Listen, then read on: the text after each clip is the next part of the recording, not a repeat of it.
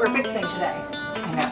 I got a chalkboard. I got it because Ingalls brought their big camera crew into the cookhouse kitchen.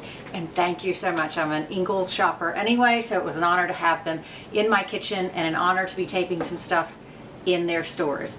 We did exclusive recipes with Ingalls. I know everybody's been wondering what's going on. And you'll be able to see those recipes on a link that they'll provide. I'll help you find that link just as soon as it's available. I also need to thank Spartanburg Everyday Magazine.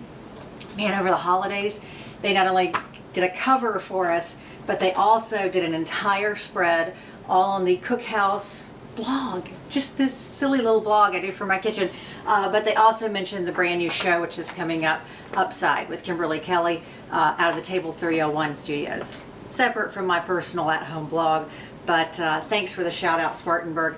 Also, I have to thank on Twitter, @IOnGreenville. That's @I, as in the letter I, on, and then GVL, because they asked, hey Kimberly, could we share your recipes on our Twitter site? And of course you can. So welcome aboard, guys. We look forward to it, and we hope that you enjoy the fish tacos. We're serving them with a sweet potato cilantro slaw. The dressing for that is, oh, I can just drink it. It's delicious. Come on, we'll get started.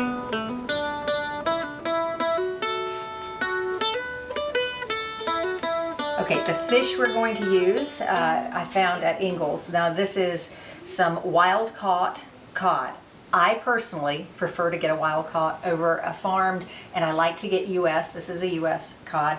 You'll have your own personal preferences, but those happen to be mine. And do your research on it. Come to your own conclusion. The cod was cheaper than the orange roughy. But any white flaky fish will work well. I'm not going to dirty up more than one bowl, so we're going to start with this bowl right here that we'll actually put the fish in. We're going to create a paste, and if anybody out there is still buying taco seasoning mix in the little packets, it's got a lot of extra ingredients that you don't really need. And so think about the spices that are in that. Things like cumin, chili powder, and then probably some paprika, a little garlic, and if you wanted it spicy, very sparingly, you could put some cayenne in it. But if you have those basic spices down, you never have to go, oh, I'd fix tacos tonight, but I don't have a packet. I gotta go to the store. You don't need that taco packet. Just buy the actual spices and keep them on hand. So we're gonna start with about 2 teaspoons of cumin, about a teaspoon of chili powder right there, teaspoon of paprika, and we've got a 1/4 teaspoon of garlic.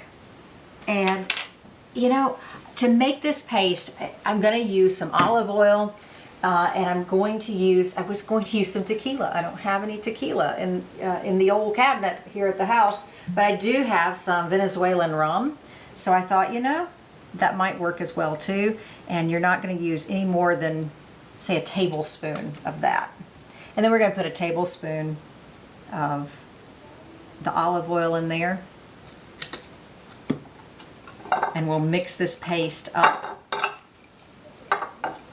And remember, we're not getting 2 bowls dirty, so we're going to bring our fish over and we're going to kind of brush it onto our fish as we go. And then we'll let this sit before we cook it while we make our slaw, and by the time we have our slaw ready to put it in the refrigerator and wait on us, this fish will be ready. We're going to grate up some purple cabbage because it's just nice and colorful and tastes like the other cabbage, by the way. And we're also going to grate some raw sweet potatoes. And I saw online where someone had made a comment and said, is it safe to eat raw sweet potatoes? But it's not only safe, it's really good and good for you. And in the written part of the blog, I've included some nutritional information about raw sweet potatoes. I have an 11-year-old, won't eat them cooked, loves them as little straws. They're crunchy like an apple, sweet, and they're going to be part of our slaw today. So we'll go ahead and get these grated up.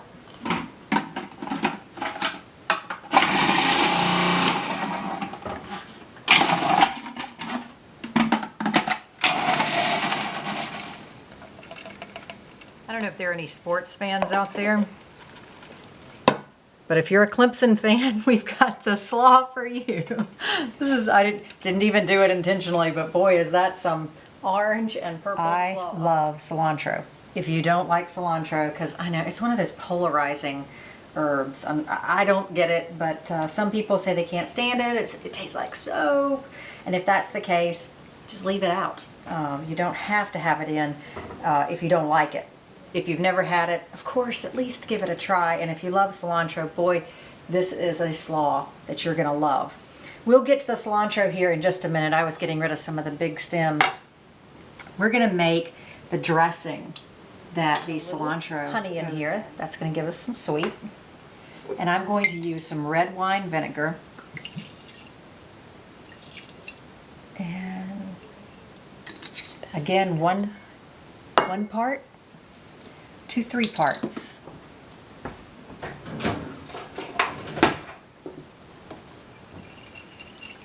We're going to blend this together. We're going to chop up our cilantro, add a little salt, and then we're going to let this sit while we're cooking all of that fish.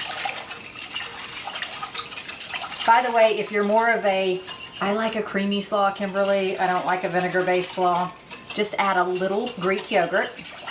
Come here, I'll show you in my refrigerator. Not too close in the refrigerator. Plain yogurt. It's going to act just like mayonnaise, but it's going to be a lot better for you, a lot less calories. I love the Stonyfield brand, by the way.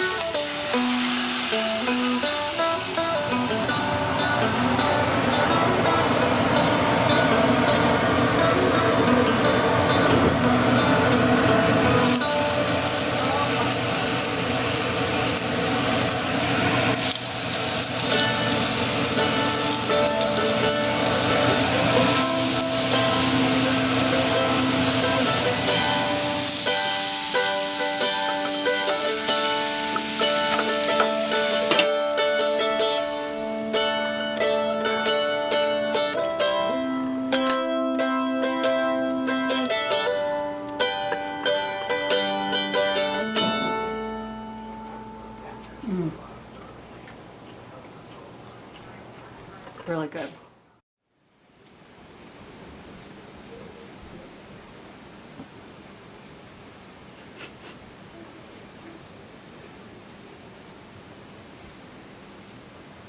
George, are you alive down there? Rub my belly.